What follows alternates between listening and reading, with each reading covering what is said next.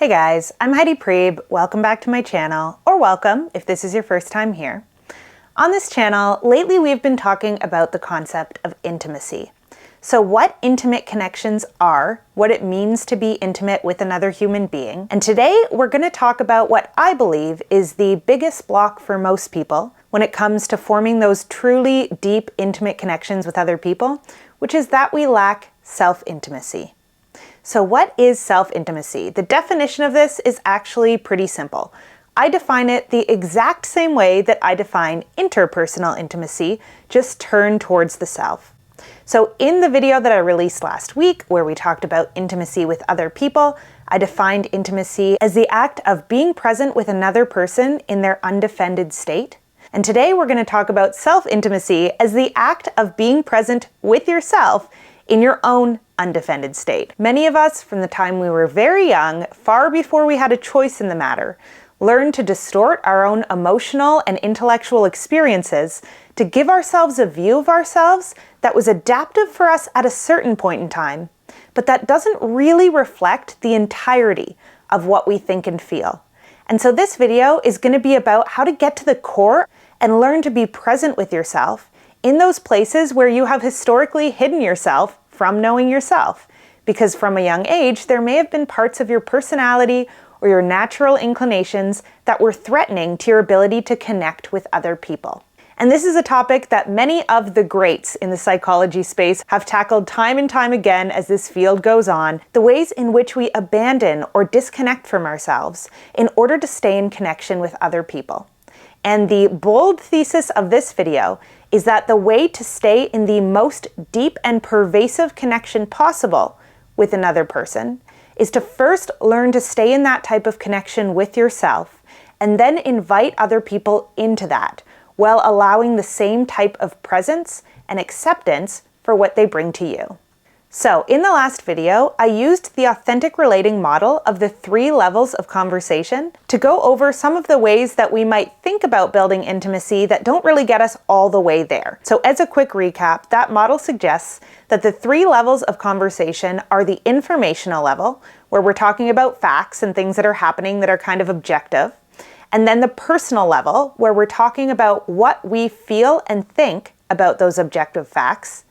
And then there's the relational level. And in my last video, I made the argument that this is where we really foster true intimacy with another person, which is sharing with them what our experience in the present moment is like, as well as receiving with true, deep, undefended curiosity what it is like to be them in the present moment, which is often a lot easier than it sounds, because our natural inclination is to distort even our own experience of the present moment so that we don't kind of bump into any sharp edges in our inner experience. And today we're going to talk about how this same model can apply to our self-relationship. So there are the things that we know to be kind of objective facts about ourselves, right? This is how we know ourselves on the informational level. I am X years old. I have family members who have these names. I live in this city. I work this job. I have these hobbies or these communities that I'm a part of, right? These are all facts, things that we know about ourselves to be true, that anyone could observe us living and clearly see are true. And then there is the personal level. And this is the level that I believe most of us are most comfortable knowing ourselves on. This is the level where I would argue that our ego stories live. And I want to be clear when I use that phrase, that when I say ego stories, I don't necessarily mean that as a negative thing. Ego stories is just the term I'm going to use in this video to define the ways in which we think about ourselves. That could be things like a sense of superiority over other people, but it could just be things like, I am a good friend. I am an intelligent, curious person. I have this type of personality, or I enjoy this type of work, or these types of events, or these types of people. Right? We all have these kind of broad brushstrokes that we use to define ourselves because it is an absolute need to have some sort of consistent narrative about who we are. Everyone has this, it's a good thing to have. Without it, we would be kind of lost and adrift, and it would be a lot harder to make decisions day to day as well as overall. However, where true intimacy with ourselves gets formed is when we drop it down one more level.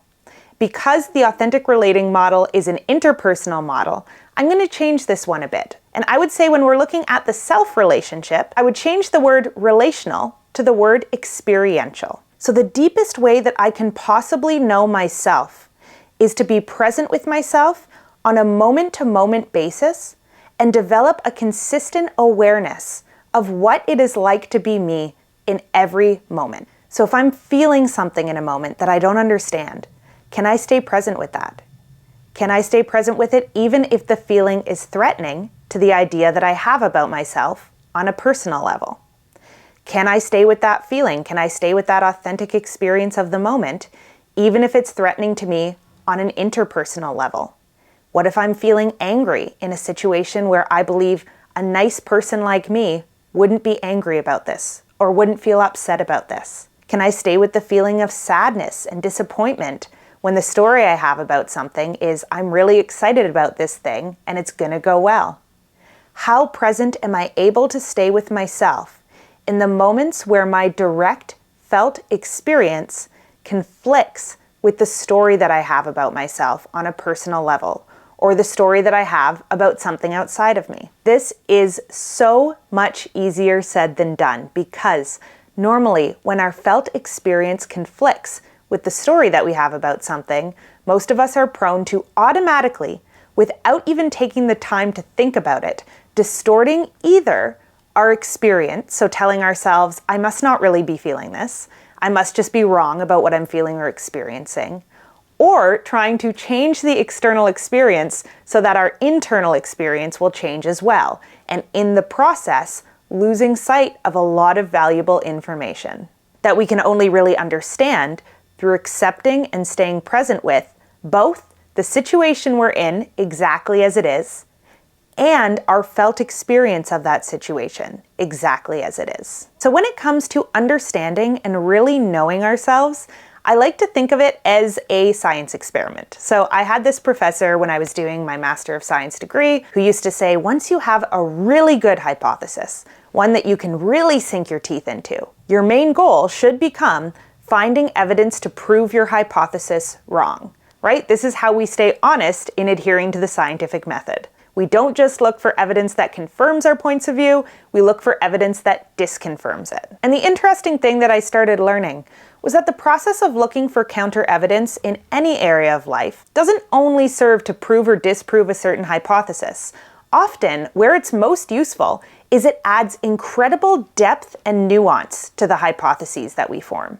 So maybe your overall hypothesis is correct. However, you learn a whole bunch about in which contexts it is correct or incorrect. And the same is true when we apply that same sort of scrutiny to the way that we experience ourselves.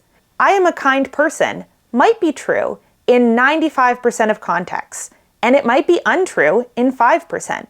And those 5% of contexts might actually be the times where it's more important to be firm than it is to be kind, to be self-protective than it is to be kind, to be assertive than it is to be kind. However, if I'm trying to make one broad stroke cover every area of my life, I'm going to miss a lot of nuance in the process about in which contexts I show up in which ways. So the process of developing really deep embodied self-intimacy is the process of learning to be present enough with our moment-to-moment experience of ourselves to find counter evidence for these hypotheses we have about ourselves or about other people and the way we exist in relation to them, and be willing to both challenge our hypotheses because the way that we're showing up or the way that we're existing in the world is highly likely to change over time, as well as find nuance within those hypotheses. Maybe I'm an intelligent and curious person, and there are areas where I feel very closed off, where I don't want to learn more, where I actively resist taking in new information. And in those cases, what's going on? What can I learn about my resistance in that situation, and maybe what it's protecting me from? The more we're able to get curious about what's happening for us moment to moment and incorporate new pieces of nuanced information about ourselves, the better we get to know ourselves, and the more we're able to be really precise about where things do and don't apply. So in a nutshell, what the process of building self-intimacy is the process of lessening our resistance to our own inner experience. And this requires us to do a deep dive into how it is that we usually do that. How is it possible that we tend to avoid these unpleasant, uncomfortable emotions that we don't want to feel? So I think of this as the process of finding your own hiding places. The places where over the course of your life, you have hidden your authentic experience from yourself somewhere inside of yourself.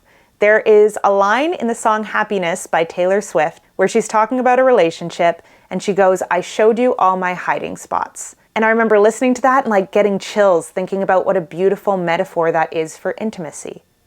And in this case, in this process, we're going to be learning to show ourselves all of our own hiding spots. Where do we usually go when we have an emotion or an experience that we don't want to show the rest of the world and that we don't even want to show ourselves?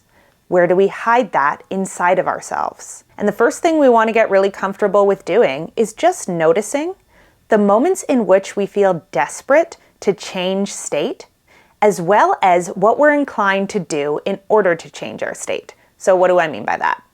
I mean, let's say you're having a moment where you are feeling a very strong, very overwhelming feeling that you do not want to feel. What is your tendency to do to get rid of that feeling? Some of us try to dissociate from it.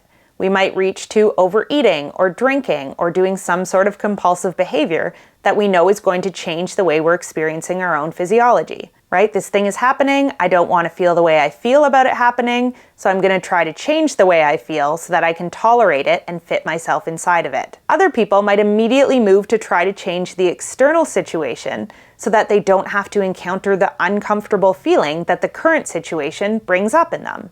So let's say my partner isn't texting me back quickly enough. So I'm going to lash out and insult their character and try to get them to change their behavior so that I don't have to be present with that feeling of sadness and rejection. And the goal here is just to be present and notice when we are wanting to do this, when we are badly wanting to change the experience we are having, and pay particular attention to when you're experiencing a feeling that is recurring. So you might notice the more that you're staying on the page with yourself and staying present with yourself, that there are patterns of certain emotions that you instantly want to disconnect from.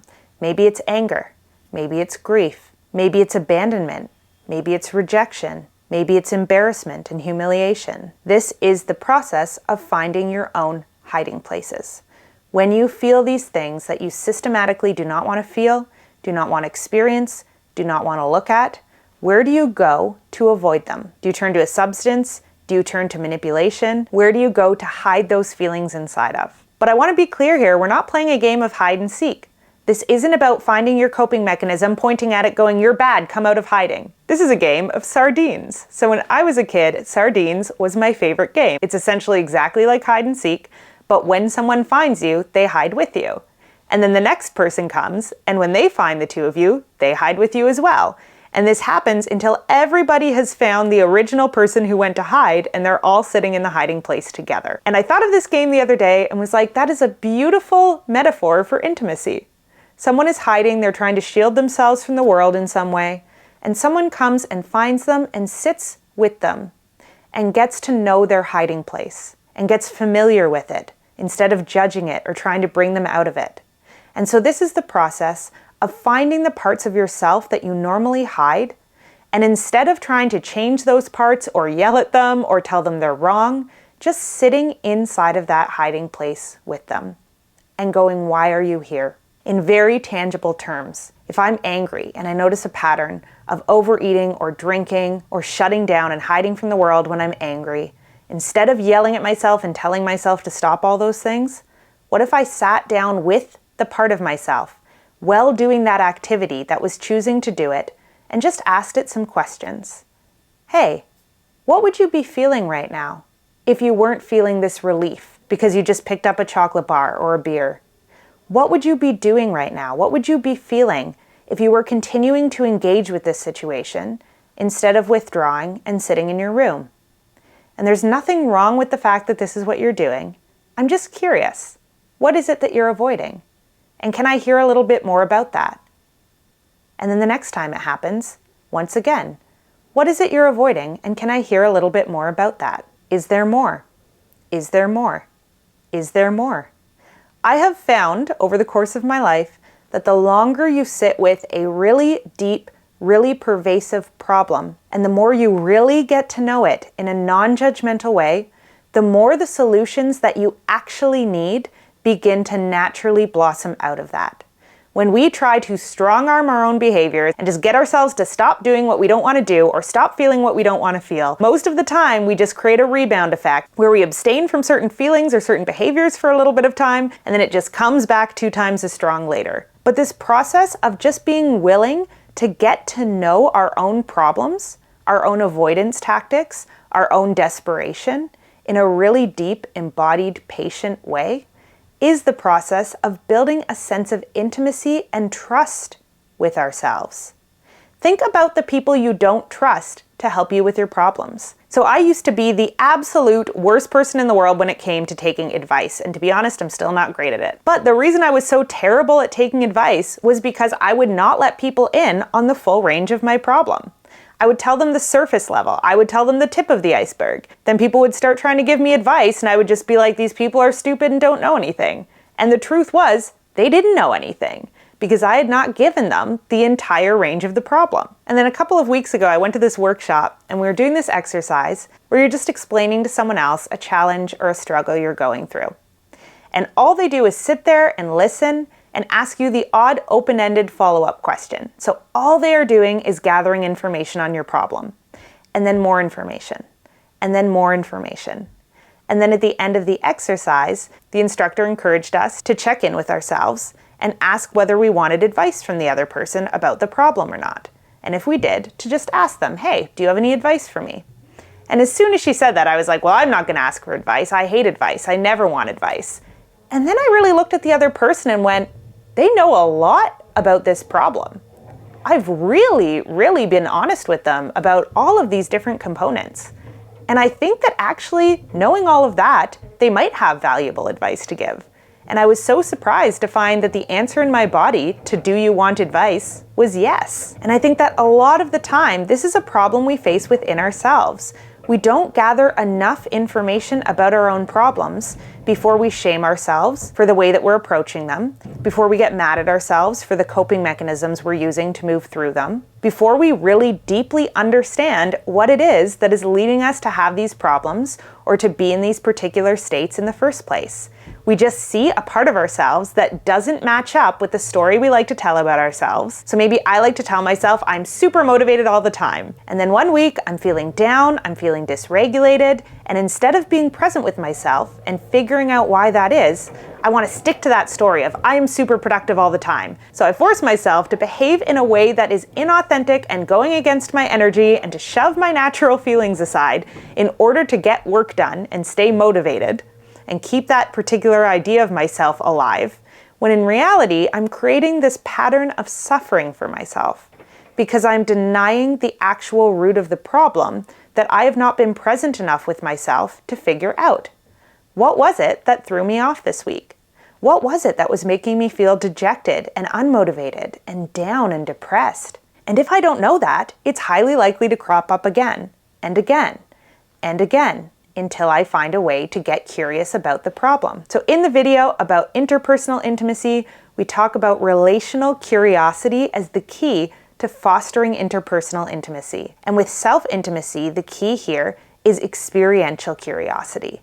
That sense of what is going on for me right now. And even if I don't like it, even if it conflicts with the story I have about myself or the hypothesis about who I am that I'm constantly trying to prove right, how can I nonetheless be curious and sit with that experience and ask questions to that experience and trust that my body in this moment knows something that is important for me to know even if I don't like it and don't want it to be true. And to trust that there is a wisdom to my body, to my emotions, and to the things that they pick up on, that if integrated is going to bring me to a place where overall I function in a better, more capable way, even if it means I don't feel good all of the time.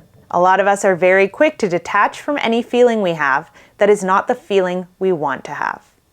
I want to feel happy and excited about this relationship. So if my partner does something that I don't like, that I feel uncomfortable about, I might be really quick to go, how do I just spin this in my mind so it's a positive, not a negative thing? And so I don't have to bring it up. And so I don't have to risk the potential for a conflict or a rupture to occur. But maybe in reality, that conflict or that rupture has to occur. Maybe it would be much healthier for the relationship in the long run for us to see each other in that way, and for them to understand what I do and don't need and want and like, and vice versa. Maybe I've been working towards a certain end goal for a while, and I arrive there and expect to feel phenomenal, and instead I feel kind of empty and disappointed, and almost like this letdown of energy that I wasn't expecting. So what do? Do I fake the happiness? Do I tell myself I'm insane and I must be happy?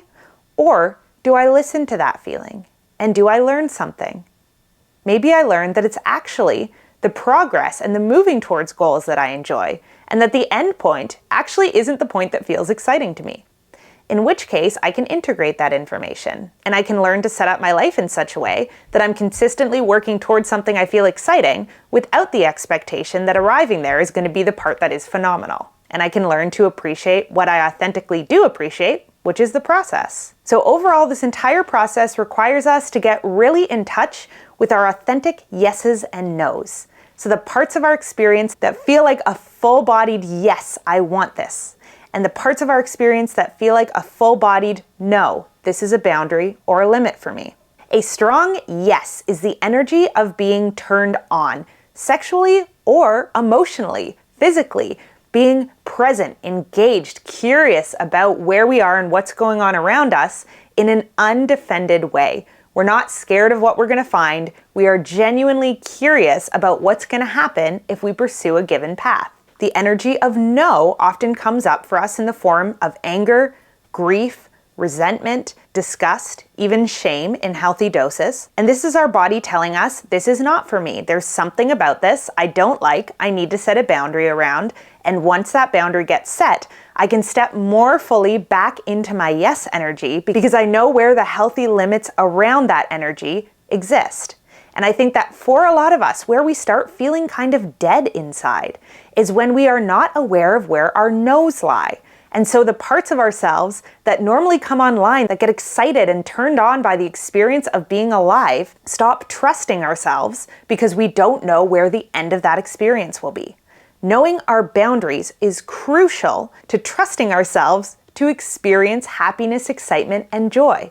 If we don't have one, we're just going to get scared and not allow ourselves to have the other, right? There is a humongous wealth of things we can learn about ourselves when we are willing to stay present with ourselves through those very difficult and uncomfortable moments. And that's why the process of self-intimacy is a never-ending process, just like the process of forming intimacy with another person. Because if you are out in the world, living your life, having new experiences, you are going to be feeling new things all of the time. And those new things are always going to be struggling to find a place within the ecosystem of who you are. And that ecosystem is always going to be shifting and changing and growing. And so you are never going to be done the process of getting to know yourself and getting to foster a sense of deep, non-judgmental, undefended intimacy with yourself. But the cool thing is that once you learn to go to those places inside of yourself that you've always been afraid of, that you've always hid yourself from, that you've always kind of had this felt sense of, I will die if I look at that thing. And once you learn that you can look at that thing and you can survive it, you can keep breathing through it, the way you live your entire life is now subject to change. Because when we live our lives chronically trying to avoid unpleasant emotions, it cuts us off from an immeasurable range of experiences that we might otherwise have. There is an absolute superpower in being able to process pain, rejection, loneliness, disappointment, embarrassment, this whole gamut of emotions that we have historically thought we would die if we allowed ourselves to feel. If we can get deeply in touch with all of those and teach ourselves how to survive and remain resilient in the face of them, we are now cut off from trying almost nothing in our lives. right? We can take so many more emotional risks. We can take more practical risks. We can take more physical risks because we know that we have the self-trust we need to be our own parent through whatever happens as a result. So we no longer have to chronically try to control our environments and avoid the feelings we don't know how to feel because we have taught ourselves how to stay on our own team even if the worst happens. And so situations that include the possibility for the worst to happen no longer feel like the scariest thing in the world. And also the fun part about this is that the more we make room for the full spectrum of who we are, the more comfortable we feel doing the same for other people. Because we aren't afraid that they're going to say something or they're going to notice something about us that is going to trigger this sense of shame or disgust or grief that we don't know what to do with. We do know what to do with those feelings. So we can be more open, undefended, and unguarded in the company of people who we trust. And that allows us to have deeper, more intimate relationships. And having deep, intimate relationships are actually incredibly important for fostering a sense of authentic self-intimacy because none of us have the monopoly on understanding ourselves. We need input and feedback and perspectives from other people. We need 360-degree views of ourselves in order to understand where our blind spots are and what work we need to do next. And again, this is going to be a lifelong, never-ending process. But it can be a deeply rewarding and fulfilling process, so the fact that it goes on forever is not necessarily a negative thing. The only way to ensure that you have a mostly negative time for the rest of your life is to have very strong things inside of yourself that you are terrified of looking at or recognizing and having to live your whole life avoiding people, situations, connections that might in any way force you to look at those parts of yourself. Because when you are doing that, when you are living your life in avoidance mode, you are cutting yourself off from your life force. The part of yourself that knows who you are, what you want out of the world, what your cravings are, what your desires are, what your interests and passions are. All of that stuff comes from going into those places in ourselves and being willing to see the whole of who we are and continuously adding nuance to that. So what this is, the process of developing self and other intimacy, is the process of becoming more and more alive inside of our own lives. We need our yeses and our nos to understand who we are, what we want, what we have to offer the world, as well as what impact we are having on other people through those offerings and how we can integrate that into a more holistic and embodied sense of ourselves. So the process of developing self-intimacy is the process of practicing experiential curiosity, staying on the page with ourselves through discomfort, through fear, through even the toughest emotions like shame and self-disgust, and refusing to avert our gaze from ourselves, and instead sitting in that hiding place, getting to know it and getting really curious. And eventually, we might just find that those parts of ourselves that have been hidden forever start getting curious themselves about the world outside of their hiding place. And that's the part where life starts getting really interesting. All right, that is all I have to say for today on the topic of fostering self-intimacy. As always, let me know in the comments what's coming up for you guys, what you're thinking, feeling, experiencing as you watch this. I love you. I hope you're taking care of yourselves and each other, and I will see you back here again really soon.